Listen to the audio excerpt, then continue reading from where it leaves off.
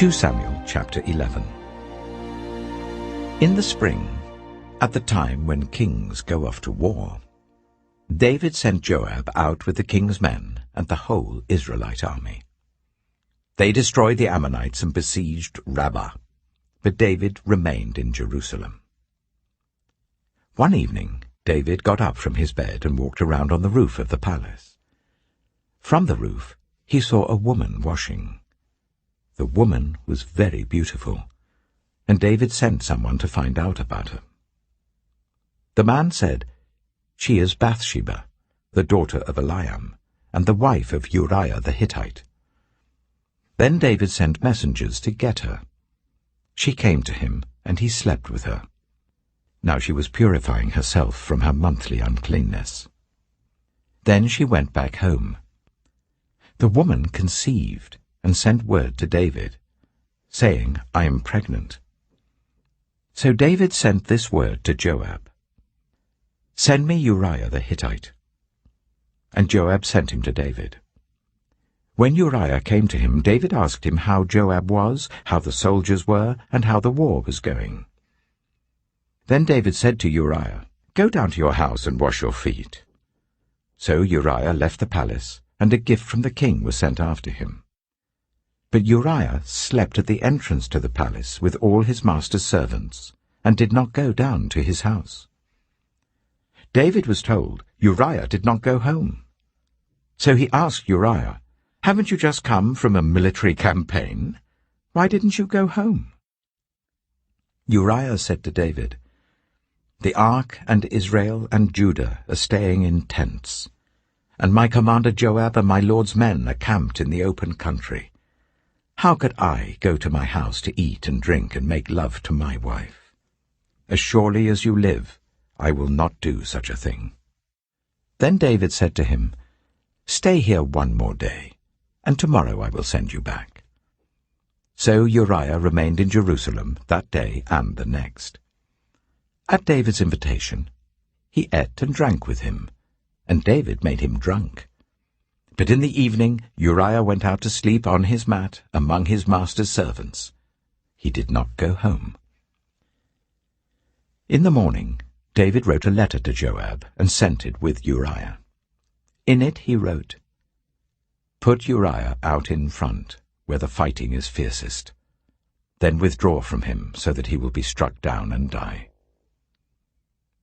So while Joab had the city under siege, he put Uriah at a place where he knew the strongest defenders were. When the men of the city came out and fought against Joab, some of the men in David's army fell. Moreover, Uriah the Hittite died. Joab sent David a full account of the battle. He instructed the messenger, "When you have finished giving the king this account of the battle, the king's anger may flare up, and he may ask you, 'Why did you get so close to the city to fight?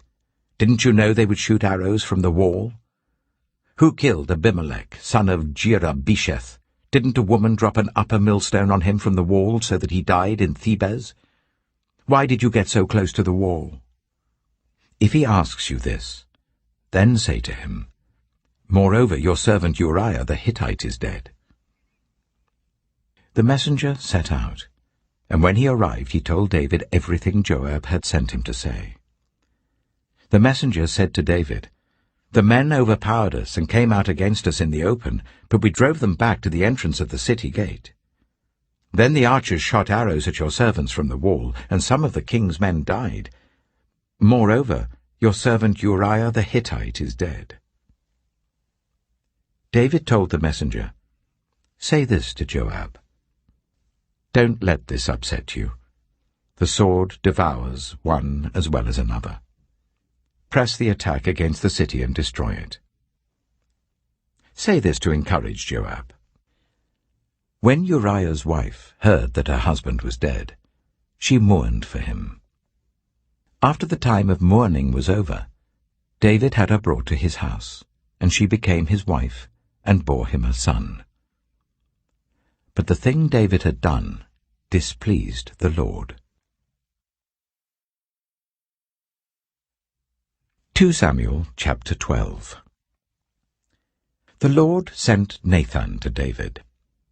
When he came to him, he said, "There were 2 men in a certain town, one rich and the other poor. The rich man had a very large number of sheep and cattle, but the poor man had nothing except one little ewe lamb that he had bought. He raised it, and it grew up with him and his children. It shared his food, drank from his cup, and even slept in his arms. It was like a daughter to him. Now a traveller came to the rich man, but the rich man refrained from taking one of his own sheep or cattle to prepare a meal for the traveller who had come to him. Instead, he took the ewe lamb that belonged to the poor man and prepared it for the one who had come to him." David burned with anger against the man and said to Nathan, "As surely as the Lord lives, the man who did this must die. He must pay for that lamb 4 times over, because he did such a thing and had no pity." Then Nathan said to David, "You are the man. This is what the Lord, the God of Israel, says. I anointed you king over Israel, and I delivered you from the hand of Saul. I gave your master's house to you, and your master's wives into your arms. I gave you all Israel and Judah. And if all this had been too little, I would have given you even more. Why did you despise the word of the Lord by doing what is evil in his eyes? You struck down Uriah the Hittite with the sword and took his wife to be your own. You killed him with the sword of the Ammonites. Now, therefore, the sword shall never depart from your house, because you despised me and took the wife of Uriah the Hittite to be your own. This is what the Lord says. Out of your own household I'm going to bring calamity on you. Before your very eyes I will take your wives and give them to one who is close to you, and he will sleep with your wives in broad daylight. You did it in secret, but I will do this thing in broad daylight before all Israel." Then David said to Nathan, "I have sinned against the Lord." Nathan replied, "The Lord has taken away your sin. You're not going to die. But because by doing this you have shown utter contempt for the Lord, the son born to you will die." After Nathan had gone home, the Lord struck the child that Uriah's wife had borne to David, and he became ill. David pleaded with God for the child. He fasted and spent the nights lying in sackcloth on the ground. The elders of his household stood beside him to get him up from the ground, but he refused, and he would not eat any food with them. On the 7th day, the child died. David's attendants were afraid to tell him that the child was dead, for they thought, while the child was still living, he wouldn't listen to us when we spoke to him. How can we now tell him the child is dead? He may do something desperate. David noticed that his attendants were whispering among themselves, and he realized that the child was dead. "Is the child dead?" he asked. "Yes," they replied, "he is dead."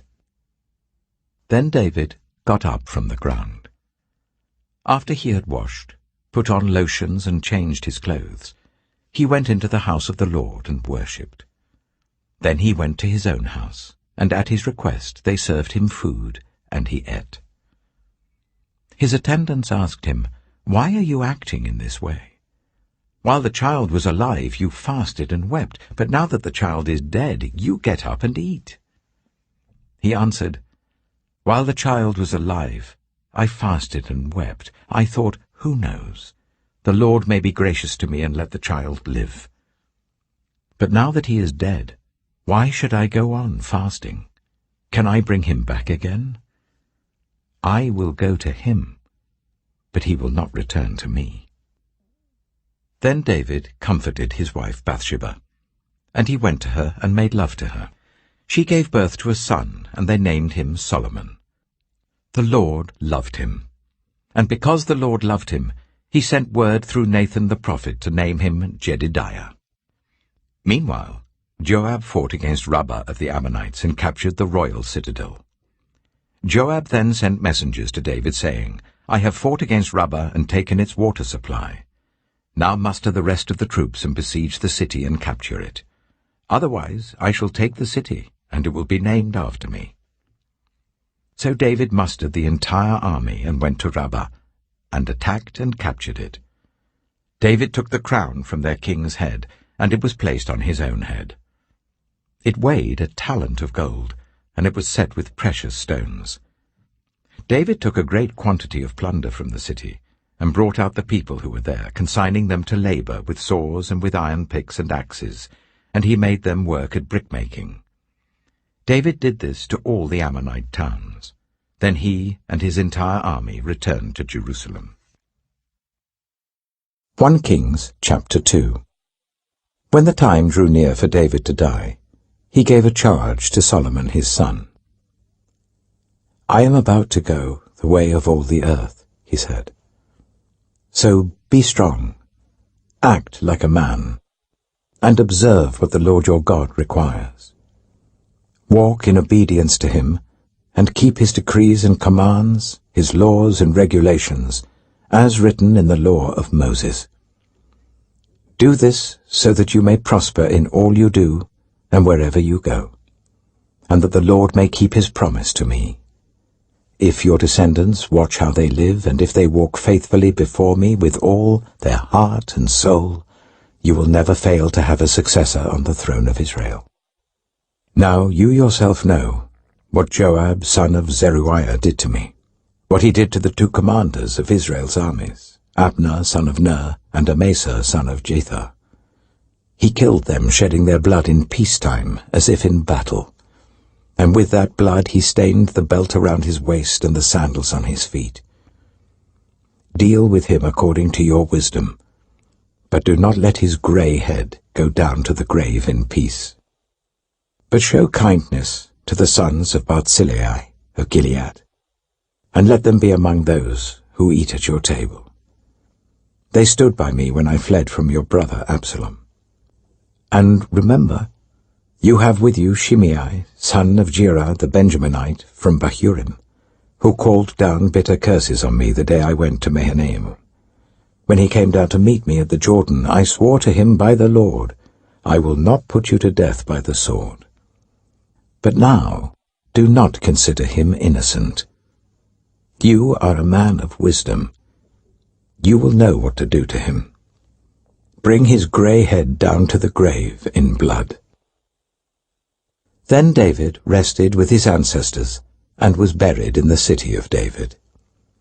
He had reigned for 40 years over Israel, 7 years in Hebron and 33 in Jerusalem.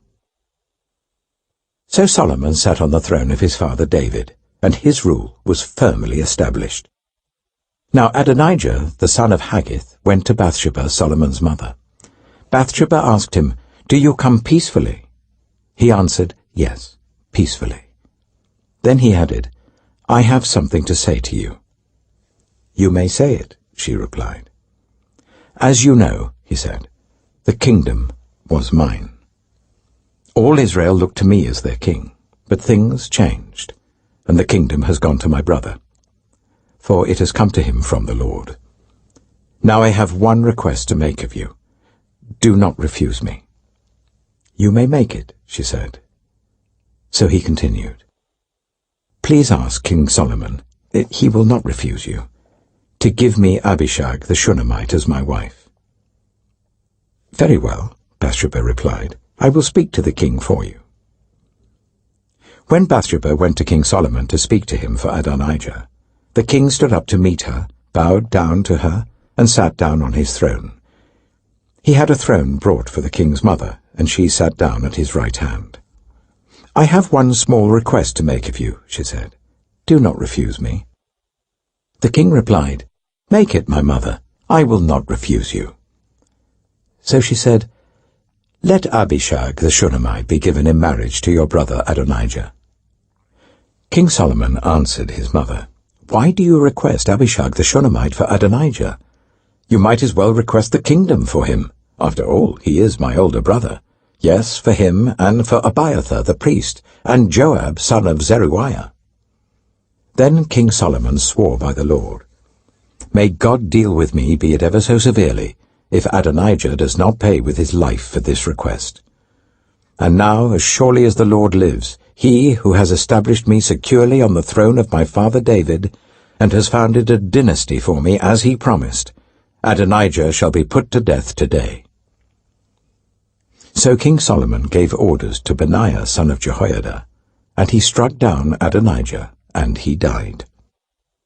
To Abiathar the priest the king said, "Go back to your fields in Anathoth. You deserve to die, but I will not put you to death now, because you carried the ark of the sovereign Lord before my father David, and shared all my father's hardships." So Solomon removed Abiathar from the priesthood of the Lord, fulfilling the word the Lord had spoken at Shiloh about the house of Eli. When the news reached Joab, who had conspired with Adonijah, though not with Absalom, he fled to the tent of the Lord and took hold of the horns of the altar. King Solomon was told that Joab had fled to the tent of the Lord and was beside the altar. Then Solomon ordered Benaiah son of Jehoiada, "Go, strike him down." So Benaiah entered the tent of the Lord and said to Joab, "The king says, 'Come out.'" But he answered, "No, I will die here." Benaiah reported to the king, "This is how Joab answered me." Then the king commanded Benaiah, "Do as he says. Strike him down and bury him, and so clear me and my whole family of the guilt of the innocent blood that Joab shed. The Lord will repay him for the blood he shed, because without my father David knowing it, he attacked 2 men and killed them with the sword. Both of them, Abner, son of Ner, commander of Israel's army, and Amasa, son of Jether, commander of Judah's army, were better men and more upright than he. May the guilt of their blood rest on the head of Joab and his descendants forever.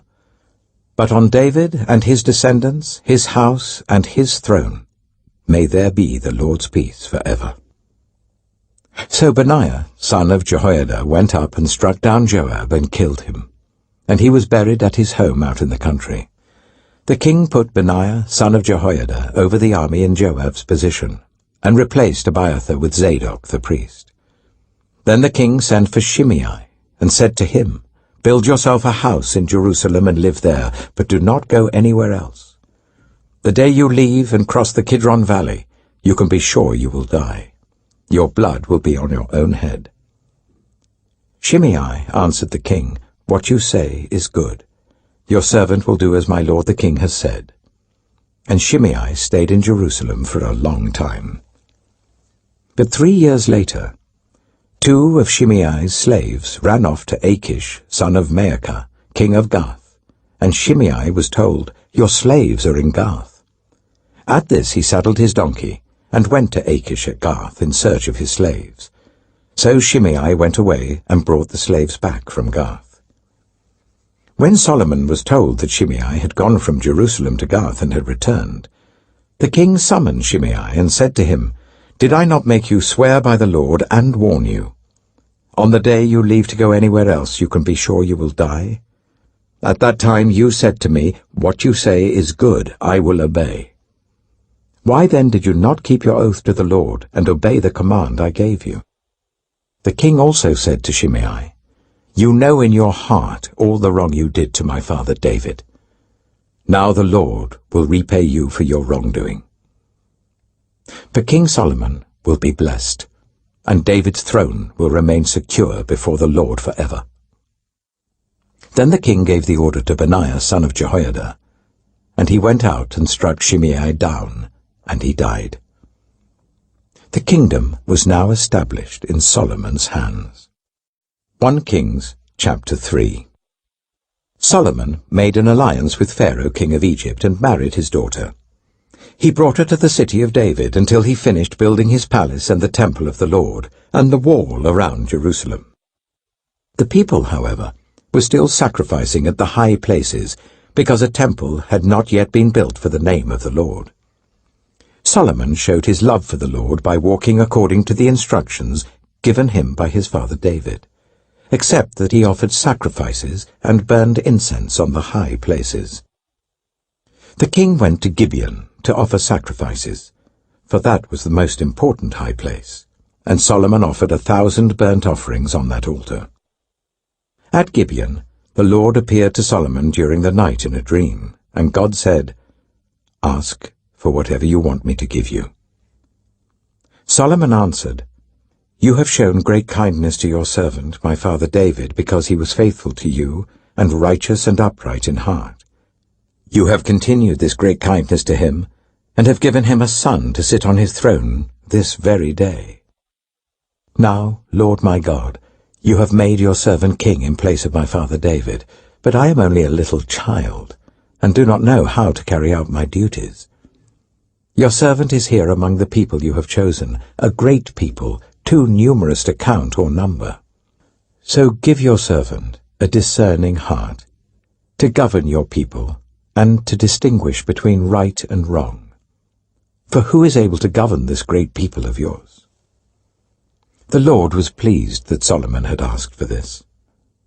So God said to him, "Since you have asked for this, and not for long life or wealth for yourself, nor have asked for the death of your enemies, but for discernment in administering justice, I will do what you have asked.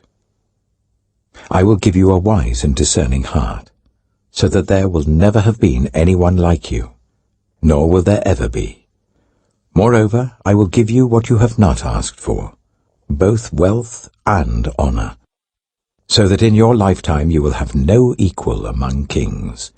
And if you walk in obedience to me and keep my decrees and commands as David your father did, I will give you a long life." Then Solomon awoke, and he realized it had been a dream. He returned to Jerusalem, stood before the ark of the Lord's covenant, and sacrificed burnt offerings and fellowship offerings. Then he gave a feast for all his court. Now 2 prostitutes came to the king and stood before him. One of them said, "Pardon me, my lord, this woman and I live in the same house. I had a baby while she was there with me. The 3rd day after my child was born, this woman also had a baby. We were alone. There was no one in the house but the 2 of us. During the night, this woman's son died because she lay on him. So she got up in the middle of the night and took my son from my side, while I, your servant, was asleep. She put him by her breast and put her dead son by my breast. The next morning I got up to nurse my son, and he was dead. But when I looked at him closely in the morning light, I saw that it wasn't the son I had borne." The other woman said, "No, the living one is my son, the dead one is yours." But the first one insisted, "No, the dead one is yours, the living one is mine." And so they argued before the king. The king said, "This one says, 'My son is alive and your son is dead,' while that one says, 'No, your son is dead and mine is alive.'" Then the king said, "Bring me a sword." So they brought a sword for the king. He then gave an order, "Cut the living child in 2, and give half to one and half to the other." The woman, whose son was alive, was deeply moved out of love for her son, and said to the king, "Please, my lord, give her the living baby. Don't kill him." But the other said, "Neither I nor you shall have him. Cut him in 2. Then the king gave his ruling. "Give the living baby to the first woman. Do not kill him. She is his mother." When all Israel heard the verdict the king had given, they held the king in awe, because they saw that he had wisdom from God to administer justice. 1 Kings chapter 8. Then King Solomon summoned into his presence at Jerusalem the elders of Israel, all the heads of the tribes, and the chiefs of the Israelite families, to bring up the ark of the Lord's covenant from Zion, the city of David. All the Israelites came together to King Solomon at the time of the festival in the month of Ethanim, the 7th month.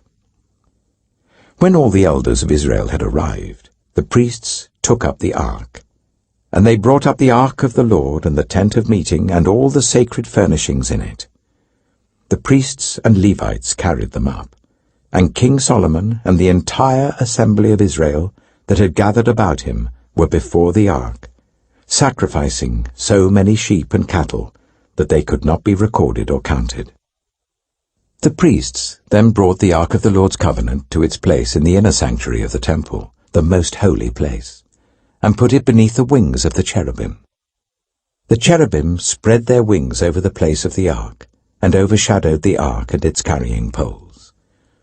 These poles were so long that their ends could be seen from the holy place in front of the inner sanctuary, but not from outside the holy place, and they are still there today. There was nothing in the ark except the 2 stone tablets that Moses had placed in it at Horeb, where the Lord made a covenant with the Israelites after they came out of Egypt. When the priests withdrew from the holy place, the cloud filled the temple of the Lord, and the priests could not perform their service because of the cloud, for the glory of the Lord filled his temple. Then Solomon said, "The Lord has said that he would dwell in a dark cloud.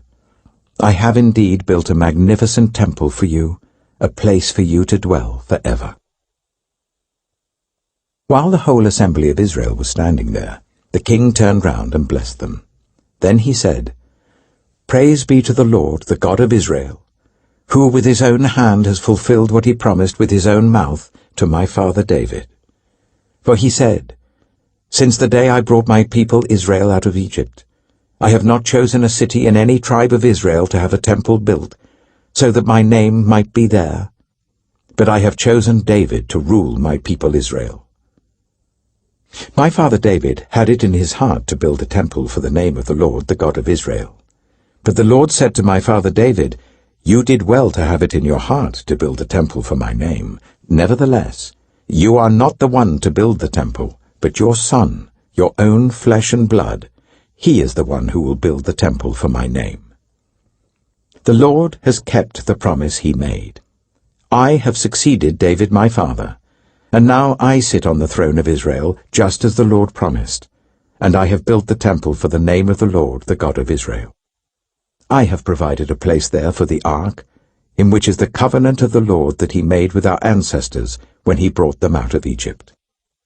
Then Solomon stood before the altar of the Lord in front of the whole assembly of Israel, spread out his hands towards heaven, and said, "Lord, the God of Israel, there is no God like you in heaven above or on earth below.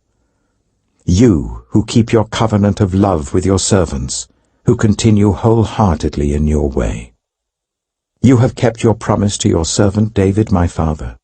With your mouth you have promised, and with your hand you have fulfilled it, as it is today.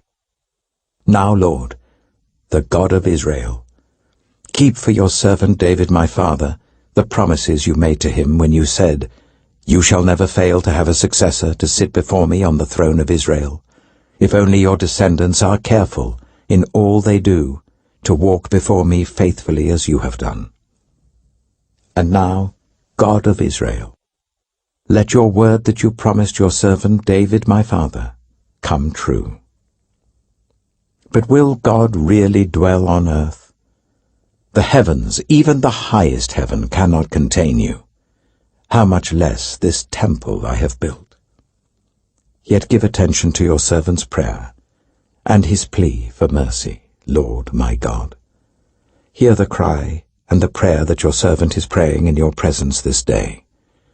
May your eyes be open towards this temple night and day, this place of which you said, 'My name shall be there,' so that you will hear the prayer your servant prays towards this place. Hear the supplication of your servant and of your people Israel when they pray towards this place. Hear from heaven your dwelling place, and when you hear, forgive.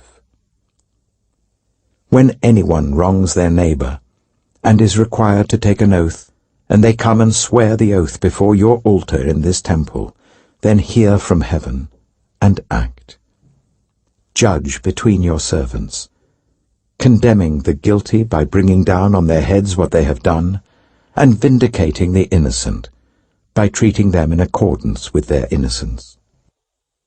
When your people Israel have been defeated by an enemy because they have sinned against you, and when they turn back to you and give praise to your name, praying and making supplication to you in this temple, then hear from heaven and forgive the sin of your people Israel, and bring them back to the land you gave to their ancestors.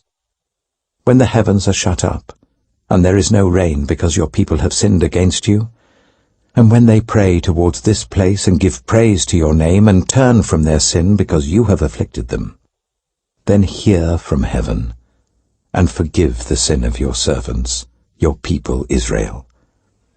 Teach them the right way to live, and send rain on the land you gave your people for an inheritance. When famine or plague comes to the land, or blight or mildew, locusts or grasshoppers, or when an enemy besieges them in any of their cities, whatever disaster or disease may come, and when a prayer or plea is made by anyone among your people Israel, being aware of the afflictions of their own hearts, and spreading out their hands towards this temple, then hear from heaven, your dwelling place. Forgive and act. Deal with everyone according to all they do, since you know their hearts, for you alone know every human heart, so that they will fear you all the time they live in the land you gave our ancestors. As for the foreigner, who does not belong to your people Israel, but has come from a distant land because of your name, for they will hear of your great name and your mighty hand and your outstretched arm. When they come and pray towards this temple, then hear from heaven, your dwelling place. Do whatever the foreigner asks of you, so that all the peoples of the earth may know your name and fear you, as do your own people Israel, and may know that this house I have built bears your name. When your people go to war against their enemies, wherever you send them, and when they pray to the Lord towards the city you have chosen and the temple I have built for your name, then hear from heaven their prayer and their plea, and uphold their cause. When they sin against you, for there is no one who does not sin, and you become angry with them and give them over to their enemies, who take them captive to their own lands, far away or near. And if they have a change of heart in the land where they are held captive, and repent, and plead with you in the land of their captors, and say, We have sinned, we have done wrong, we have acted wickedly. And if they turn back to you with all their heart and soul in the land of their enemies who took them captive, and pray to you towards the land you gave their ancestors, towards the city you have chosen, and the temple I have built for your name, then from heaven, your dwelling place, hear their prayer and their plea, and uphold their cause. And forgive your people, who have sinned against you. Forgive all the offenses they have committed against you, and cause their captors to show them mercy. For they are your people and your inheritance, whom you brought out of Egypt, out of that iron-smelting furnace. May your eyes be open to your servant's plea, and to the plea of your people Israel, and may you listen to them whenever they cry out to you. For you singled them out from all the nations of the world to be your own inheritance, just as you declared through your servant Moses, when you, sovereign Lord, brought our ancestors out of Egypt. When Solomon had finished all these prayers and supplications to the Lord, he rose from before the altar of the Lord, where he had been kneeling, with his hands spread out towards heaven. He stood and blessed the whole assembly of Israel in a loud voice, saying, Praise be to the Lord, who has given rest to his people Israel just as he promised. Not one word has failed of all the good promises he gave through his servant Moses. May the Lord our God be with us as he was with our ancestors. May he never leave us nor forsake us.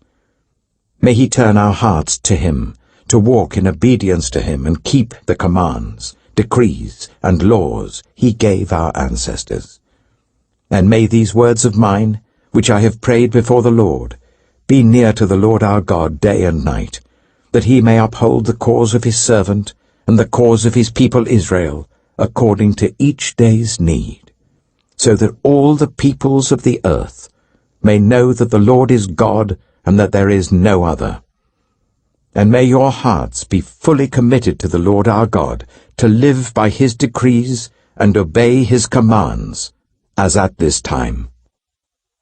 Then the king and all Israel with him offered sacrifices before the Lord.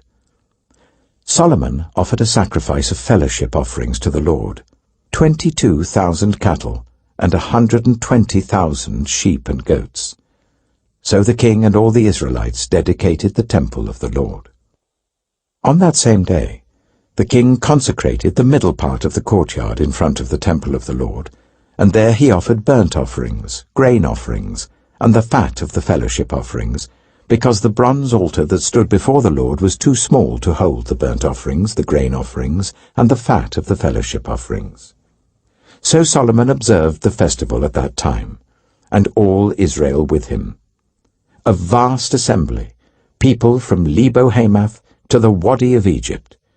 They celebrated it before the Lord our God for 7 days, and 7 days more, 14 days in all. On the following day, he sent the people away. They blessed the king and then went home, joyful and glad in heart, for all the good things the Lord had done for his servant David and his people Israel.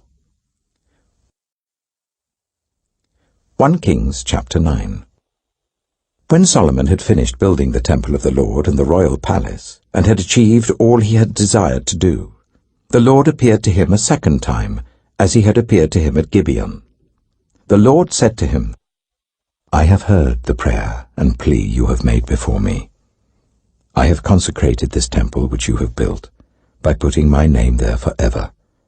My eyes and my heart will always be there. As for you, if you walk before me faithfully, with integrity of heart and uprightness, as David your father did, and do all I command and observe my decrees and laws, I will establish your royal throne over Israel forever, as I promised David your father when I said, 'You shall never fail to have a successor on the throne of Israel.' But if you or your descendants turn away from me, and do not observe the commands and decrees I have given you, and go off to serve other gods and worship them, then I will cut off Israel from the land I have given them, and will reject this temple I have consecrated for my name. Israel will then become a byword and an object of ridicule among all peoples. This temple will become a heap of rubble. All who pass by will be appalled and will scoff and say, 'Why has the Lord done such a thing to this land and to this temple?' People will answer, 'Because they have forsaken the Lord their God, who brought their ancestors out of Egypt, and have embraced other gods, worshipping and serving them. That is why the Lord brought all this disaster on them.'" 1 Kings chapter 16. Then the word of the Lord came to Jehu, son of Hanani, concerning Baasha. "I lifted you up from the dust, and appointed you ruler over my people Israel. But you followed the ways of Jeroboam, and caused my people Israel to sin, and to arouse my anger by their sins. So I am about to wipe out Baasha and his house, and I will make your house like that of Jeroboam son of Nebat. Dogs will eat those belonging to Baasha who die in the city, and birds will feed on those who die in the country." As for the other events of Baasha's reign, what he did and his achievements, are they not written in the book of the annals of the kings of Israel? Baasha rested with his ancestors and was buried in Tirzah, and Elah his son succeeded him as king. Moreover, the word of the Lord came through the prophet Jehu, son of Hanani, to Baasha and his house, because of all the evil he had done in the eyes of the Lord, arousing his anger by the things he did, becoming like the house of Jeroboam, and also because he destroyed it. In the 26th year of Asa, king of Judah, Elah, son of Baasha, became king of Israel, and he reigned in Tirzah for 2 years. Zimri, one of his officials, who had command of half his chariots, plotted against him. Elah was in Tirzah at the time, getting drunk in the home of Arza, the palace administrator at Tirzah. Zimri came in, struck him down, and killed him in the 27th year of Asa, king of Judah. Then he succeeded him as king. As soon as he began to reign and was seated on the throne, he killed off Baasha's whole family. He did not spare a single male, whether relative or friend. So Zimri destroyed the whole family of Baasha in accordance with the word of the Lord spoken against Baasha through the prophet Jehu, because of all the sins Baasha and his son Elah had committed and had caused Israel to commit, so that they aroused the anger of the Lord, the God of Israel, by their worthless idols. As for the other events of Elah's reign and all he did, are they not written in the book of the annals of the kings of Israel? In the 27th year of Asa, king of Judah, Zimri reigned in Tirzah for 7 days. The army was encamped near Gibbethon, a Philistine town. When the Israelites in the camp heard that Zimri had plotted against the king and murdered him, they proclaimed Omri, the commander of the army, king over Israel, that very day there in the camp. Then Omri and all the Israelites with him withdrew from Gibbethon and laid siege to Tirzah. When Zimri saw that the city was taken, he went into the citadel of the royal palace and set the palace on fire around him. So he died because of the sins he had committed, doing evil in the eyes of the Lord, and following the ways of Jeroboam, and committing the same sin Jeroboam had caused Israel to commit. As for the other events of Zimri's reign and the rebellion he carried out, are they not written in the book of the annals of the kings of Israel? Then the people of Israel were split into 2 factions. Half supported Tibni, son of Ginath, for king, and the other half supported Omri. But Omri's followers proved stronger than those of Tibni, son of Ginath. So Tibni died, and Omri became king. In the 31st year of Asa, king of Judah, Omri became king of Israel, and he reigned for 12 years, 6 of them in Tirzah. He bought the hill of Samaria from Shema for 2 talents of silver, and built a city on the hill, calling it Samaria, after Shema, the name of the former owner of the hill. But Omri did evil in the eyes of the Lord, and sinned more than all those before him. He followed completely the ways of Jeroboam son of Nebat, committing the same sin Jeroboam had caused Israel to commit, so that they aroused the anger of the Lord, the God of Israel, by their worthless idols. As for the other events of Omri's reign, what he did and the things he achieved, are they not written in the book of the annals of the kings of Israel? Omri rested with his ancestors and was buried in Samaria, and Ahab, his son, succeeded him as king. In the 38th year of Asa, king of Judah, Ahab, son of Omri, became king of Israel, and he reigned in Samaria over Israel for 22 years. Ahab, son of Omri, did more evil in the eyes of the Lord than any of those before him. He not only considered it trivial to commit the sins of Jeroboam, son of Nebat, but he also married Jezebel, daughter of Ethbaal, king of the Sidonians, and began to serve Baal and worship him. He set up an altar for Baal in the temple of Baal that he built in Samaria. Ahab also made an Asherah pole, and did more to arouse the anger of the Lord, the God of Israel, than did all the kings of Israel before him. In Ahab's time, Hiel of Bethel rebuilt Jericho. He laid its foundation at the cost of his firstborn son Abiram, and he set up its gates at the cost of his youngest son Segub, in accordance with the word of the Lord spoken by Joshua, son of Nun. 1 Kings chapter 17. Now Elijah the Tishbite, from Tishbe in Gilead, said to Ahab, As the Lord, the God of Israel, lives, whom I serve, there will be neither dew nor rain in the next few years, except at my word. Then the word of the Lord came to Elijah, Leave here, turn eastward and hide in the Kerith ravine, east of the Jordan. You will drink from the brook, and I have instructed the ravens to supply you with food there. So he did what the Lord had told him. He went to the Kerith ravine, east of the Jordan, and stayed there. The ravens brought him bread and meat in the morning, and bread and meat in the evening, and he drank from the brook. Some time later the brook dried up because there had been no rain in the land. Then the word of the Lord came to him. Go at once to Zarephath, in the region of Sidon, and stay there. I have instructed a widow there to supply you with food. So he went to Zarephath.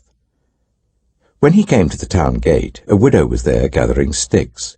He called to her and asked, Would you bring me a little water in a jar so I may have a drink? As she was going to get it, he called, And bring me, please, a piece of bread. As surely as the Lord your God lives, she replied, I don't have any bread, only a handful of flour in a jar and a little olive oil in a jug. I'm gathering a few sticks to take home and make a meal for myself and my son, that we may eat it and die.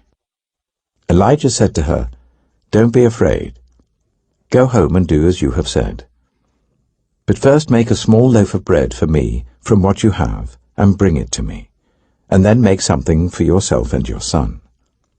For this is what the Lord, the God of Israel, says, The jar of flour will not be used up, and the jug of oil will not run dry, until the day the Lord sends rain on the land. She went away and did as Elijah had told her. So there was food every day for Elijah and for the woman and her family. For the jar of flour was not used up, and the jug of oil did not run dry, in keeping with the word of the Lord spoken by Elijah. Some time later, the son of the woman who owned the house became ill. He grew worse and finally stopped breathing. She said to Elijah, What do you have against me, man of God? Did you come to remind me of my sin and kill my son? Give me your son, Elijah replied.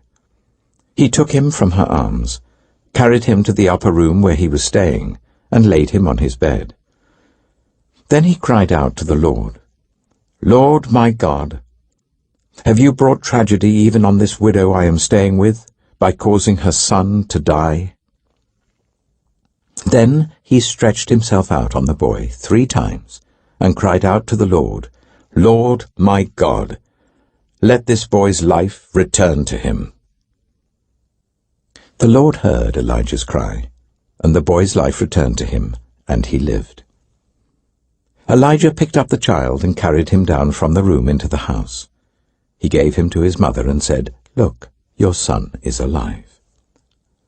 Then the woman said to Elijah, Now I know that you are a man of God, and that the word of the Lord from your mouth is the truth. 1 Kings chapter 18.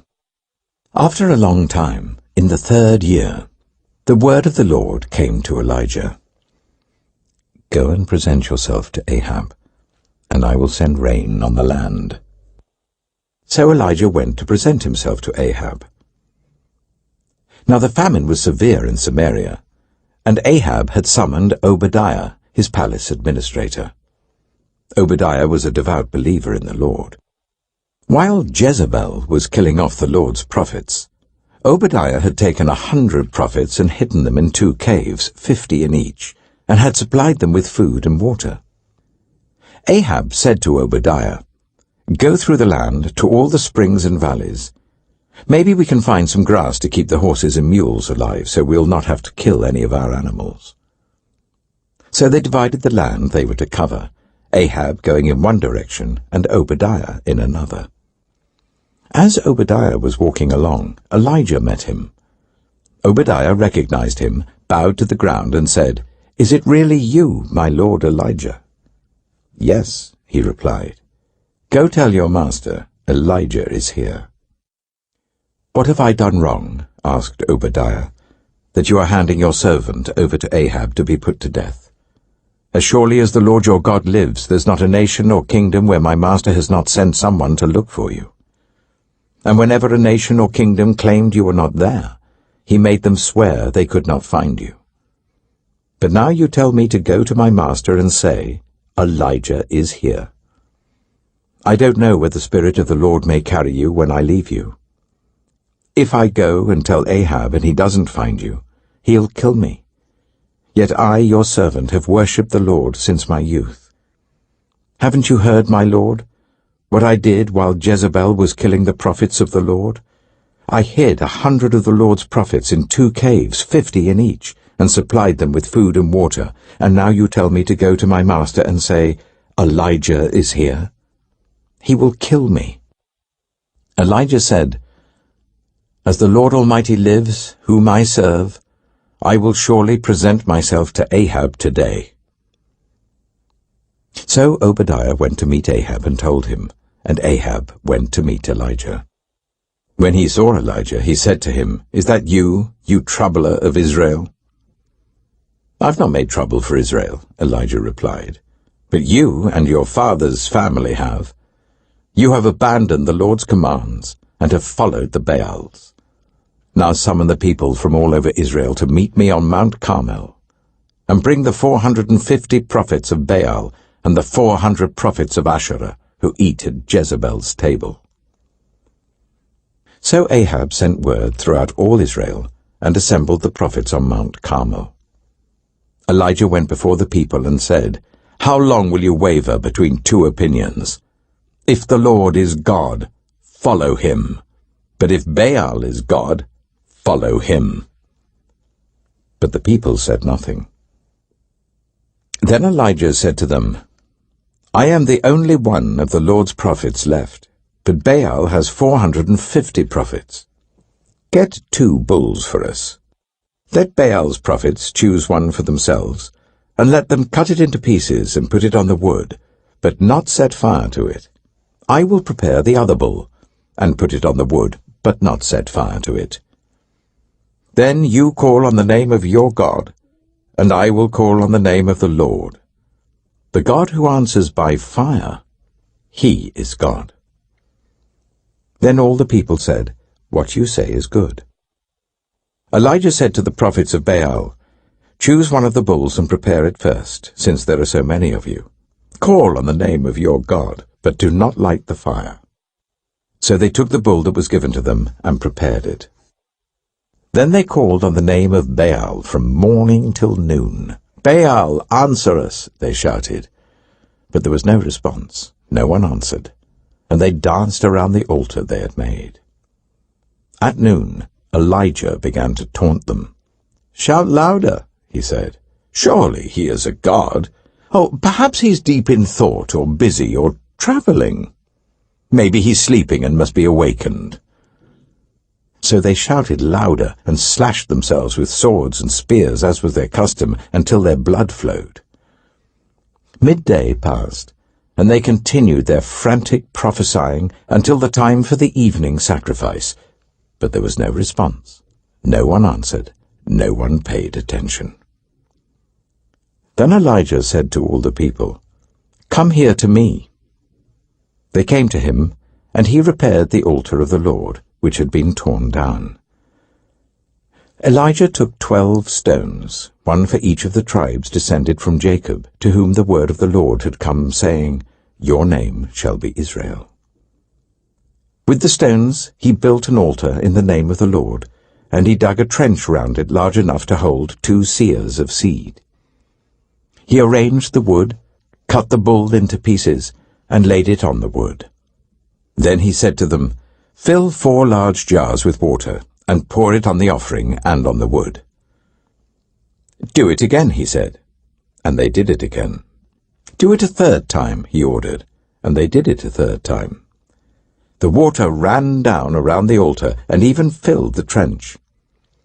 At the time of sacrifice, the prophet Elijah stepped forward and prayed, "Lord, the God of Abraham, Isaac, and Israel, let it be known today that you are God in Israel, and that I am your servant, and have done all these things at your command. Answer me, Lord, answer me, so these people will know that you, Lord, are God, and that you are turning their hearts back again." Then the fire of the Lord fell and burned up the sacrifice, the wood, the stones, and the soil, and also licked up the water in the trench. When all the people saw this, they fell prostrate and cried, "The Lord, he is God! The Lord, he is God!" Then Elijah commanded them, "Seize the prophets of Baal. Don't let anyone get away." They seized them, and Elijah had them brought down to the Kishon valley and slaughtered there. And Elijah said to Ahab, "Go, eat and drink, for there is the sound of a heavy rain." So Ahab went off to eat and drink, but Elijah climbed to the top of Carmel, bent down to the ground, and put his face between his knees. "Go and look towards the sea," he told his servant. And he went up and looked. "There's nothing there," he said. 7 times Elijah said, "Go back." The 7th time the servant reported, "A cloud as small as a man's hand is rising from the sea." So Elijah said, "Go and tell Ahab, hitch up your chariot and go down before the rain stops you." Meanwhile, the sky grew black with clouds, the wind rose, a heavy rainstorm came on, and Ahab rode off to Jezreel. The power of the Lord came on Elijah, and tucking his cloak into his belt, he ran ahead of Ahab all the way to Jezreel.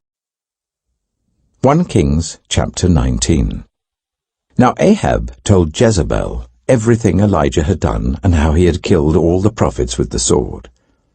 So Jezebel sent a messenger to Elijah to say, "May the gods deal with me, be it ever so severely, if by this time tomorrow I do not make your life like that of one of them." Elijah was afraid and ran for his life. When he came to Beersheba in Judah, he left his servant there, while he himself went a day's journey into the wilderness. He came to a broom bush, sat down under it and prayed that he might die. "I've had enough, Lord," he said. "Take my life. I am no better than my ancestors." Then he lay down under the bush and fell asleep. All at once an angel touched him and said, "Get up and eat." He looked around, and there by his head was some bread baked over hot coals, and a jar of water. He ate and drank, and then lay down again. The angel of the Lord came back a 2nd time and touched him and said, "Get up and eat, for the journey is too much for you." So he got up and ate and drank. Strengthened by that food, he travelled for 40 days and 40 nights until he reached Horeb, the mountain of God. There he went into a cave and spent the night. And the word of the Lord came to him, "What are you doing here, Elijah?" He replied, "I have been very zealous for the Lord God Almighty. The Israelites have rejected your covenant, torn down your altars, and put your prophets to death with the sword. I am the only one left, and now they are trying to kill me too." The Lord said, "Go out and stand on the mountain in the presence of the Lord, for the Lord is about to pass by." Then a great and powerful wind tore the mountains apart and shattered the rocks before the Lord. But the Lord was not in the wind. After the wind there was an earthquake, but the Lord was not in the earthquake. After the earthquake came a fire, but the Lord was not in the fire. And after the fire came a gentle whisper. When Elijah heard it, he pulled his cloak over his face and went out and stood at the mouth of the cave. Then a voice said to him, "What are you doing here, Elijah?" He replied, "I have been very zealous for the Lord God Almighty. The Israelites have rejected your covenant, torn down your altars, and put your prophets to death with the sword. I am the only one left, and now they are trying to kill me too." The Lord said to him, "Go back the way you came, and go to the desert of Damascus. When you get there, anoint Hazael king over Aram. Also anoint Jehu, son of Nimshi, king over Israel. And anoint Elisha, son of Shaphat, from Abel-Meholah, to succeed you as prophet. Jehu will put to death any who escape the sword of Hazael, and Elisha will put to death any who escape the sword of Jehu. Yet I reserve 7,000 in Israel, all whose knees have not bowed down to Baal, and whose mouths have not kissed him." So Elijah went from there and found Elisha, son of Shaphat. He was ploughing with 12 yoke of oxen, and he himself was driving the 12th pair. Elijah went up to him and threw his cloak around him. Elisha then left his oxen and ran after Elijah. "Let me kiss my father and mother goodbye," he said, "and then I will come with you." "Go back," Elijah replied. "What have I done to you?"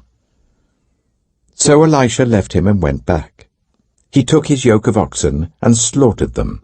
He burned the ploughing equipment to cook the meat and gave it to the people, and they ate. Then he set out to follow Elijah and became his servant. 2 Kings chapter 25. So in the 9th year of Zedekiah's reign, on the 10th day of the 10th month, Nebuchadnezzar king of Babylon marched against Jerusalem with his whole army. He camped outside the city and built siege works all around it. The city was kept under siege until the 11th year of King Zedekiah. By the 9th day of the 4th month, the famine in the city had become so severe that there was no food for the people to eat. Then the city wall was broken through, and the whole army fled at night through the gate between the 2 walls near the king's garden, though the Babylonians were surrounding the city. They fled towards the Arabah, but the Babylonian army pursued the king and overtook him in the plains of Jericho. All his soldiers were separated from him and scattered, and he was captured. He was taken to the king of Babylon at Riblah, where sentence was pronounced on him. They killed the sons of Zedekiah before his eyes. Then they put out his eyes, bound him with bronze shackles, and took him to Babylon. On the 7th day of the 5th month, in the 19th year of Nebuchadnezzar king of Babylon, Nebuzaradan, commander of the imperial guard, an official of the king of Babylon, came to Jerusalem. He set fire to the temple of the Lord, the royal palace, and all the houses of Jerusalem. Every important building he burned down. The whole Babylonian army under the commander of the imperial guard broke down the walls around Jerusalem. Nebuzaradan, the commander of the guard, carried into exile the people who remained in the city, along with the rest of the populace and those who had deserted to the king of Babylon. But the commander left behind some of the poorest people of the land to work the vineyards and fields. The Babylonians broke up the bronze pillars, the movable stands, and the bronze sea that were at the temple of the Lord, and they carried the bronze to Babylon. They also took away the pots, shovels, wick trimmers, dishes, and all the bronze articles used in the temple service. The commander of the imperial guard took away the censers and sprinkling bowls, all that were made of pure gold or silver. The bronze from the 2 pillars, the sea and the movable stands, which Solomon had made for the temple of the Lord, was more than could be weighed. Each pillar was 18 cubits high. The bronze capital, on top of one pillar, was 3 cubits high, and was decorated with a network and pomegranates of bronze all round. The other pillar, with its network, was similar. The commander of the guard took as prisoners Seraiah the chief priest, Zephaniah the priest next in rank, and the 3 doorkeepers. Of those still in the city, he took the officer in charge of the fighting men and 5 royal advisers. He also took the secretary, who was chief officer in charge of conscripting the people of the land, and 60 of the conscripts who were found in the city. Nebuzaradan, the commander, took them all and brought them to the king of Babylon at Riblah. There at Riblah, in the land of Hamath, the king had them executed. So Judah went into captivity, away from her land. Nebuchadnezzar, king of Babylon, appointed Gedaliah, son of Ahikam, the son of Shaphan, to be over the people he had left behind in Judah. When all the army officers and their men heard that the king of Babylon had appointed Gedaliah as governor, they came to Gedaliah at Mizpah. Ishmael, son of Nethaniah, Johanan, son of Kareah, Seraiah, son of Tanhumeth the Netophathite, Jaazaniah, the son of the Maacathite, and their men. Gedaliah took an oath to reassure them and their men. "Do not be afraid of the Babylonian officials," he said. "Settle down in the land and serve the king of Babylon, and it will go well with you." In the 7th month, however, Ishmael, son of Nethaniah, the son of Elishama, who was of royal blood, came with 10 men and assassinated Gedaliah, and also the men of Judah and the Babylonians who were with him at Mizpah. At this, all the people from the least to the greatest, together with the army officers, fled to Egypt for fear of the Babylonians. In the 37th year of the exile of Jehoiakim, king of Judah, in the year Awal-Marduk became king of Babylon, he released Jehoiakim, king of Judah, from prison. He did this on the 27th day of the 12th month. He spoke kindly to him and gave him a seat of honor higher than those of the other kings who were with him in Babylon. So Jehoiakim put aside his prison clothes and for the rest of his life ate regularly at the king's table. Day by day, the king gave Jehoiakim a regular allowance as long as he lived.